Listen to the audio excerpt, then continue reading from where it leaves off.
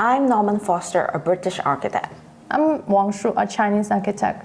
One day we met. Hi, Mr. Wang. West Lake is a wonderful place. It's a luxury to have a lake with a rich landscape in the center of the city.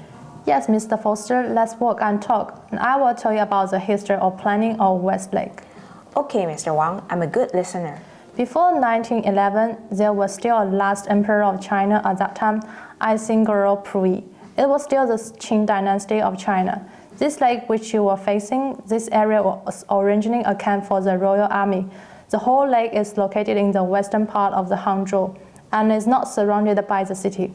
There were walls in between Western Lake and the downtown Hangzhou to distinguish the area where the army was stationed from the downtown area. What about later? Then the Emperor of China ended his rule. China became a nominal republic. The army and nobles who were stationed here had to leave this area, and later those people became ordinary citizens, and the wall between Western Lake and Hangzhou were removed by the new government. Just like the French Revolution. After that, the new government began to start the urban planning of Hangzhou. The government started to build a road around Western Lake, and gradually Western Lake and Hangzhou City became a whole part. Later, the government started to build a railway stations, provincial government office building, and other infrastructure in the area.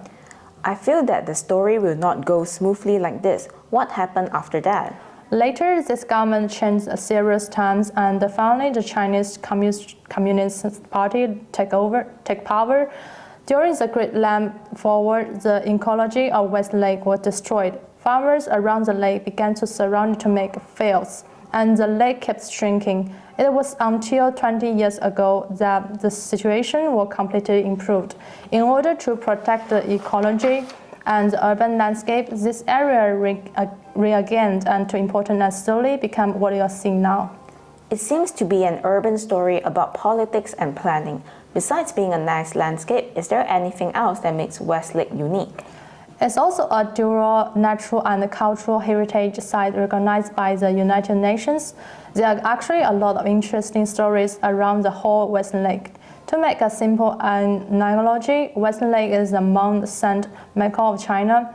The area is a bit like Switzerland Lake's governor, and with a lot of cultural elements, modern and contemporary Chinese art, ancient poetry, and legends are all connected to Western Lake. I see. West Lake is not just a scenic lake, but also a cultural fortress. Ha ha ha, you could say that. What a precious sight. In front area, there's another campus of China Academy of Art in front of us, and our site is right across from the campus and next to the West Lake.